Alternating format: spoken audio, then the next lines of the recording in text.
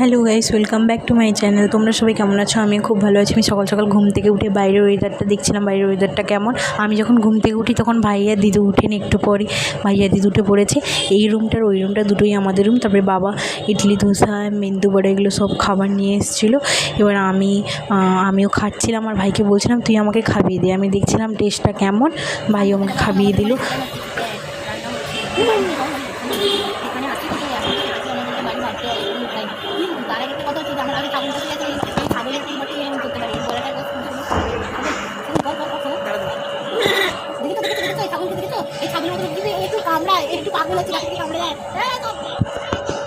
তারপরে বাবা এই চিকেন রান্না করছিল। মেনলি বাড়িতে মাই রান্না করে, কিন্তু আমরা হাতে একে এগিয়ে দিচ্ছিলাম।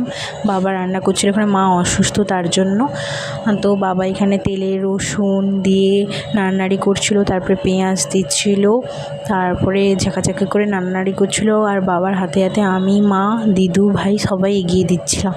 তারপরে টমেটো দিয়ে এলো বাবা, তারপরে বিভিন্ন মশলা দিয়ে নাড়ানাড়ি করলো। এটা মেনলি হলুদ গুঁড়ো, লঙ্কা গুঁড়ো এইগুলো দিয়ে বাবা ভালো করে মশলাটাকে মিক্সড করে নিল। তারপরে এটা কি বলে, কালো কি একটা টাইপের বলে, এটা আমার মনে নেই ঠিক কী দিল।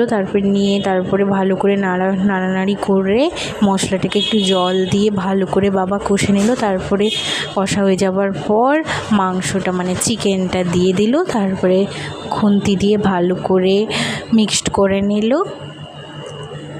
মেনলি কী বলো তো, মা তো বাড়িতে রান্না করে, এবার মা বলে দিচ্ছিলো এরকম রান্না করতে। মানে অনেকেই রান্না করে, তো বাবা রান্না করে না, তো সেই জন্য চলো রান্নাটা হয়ে গেল।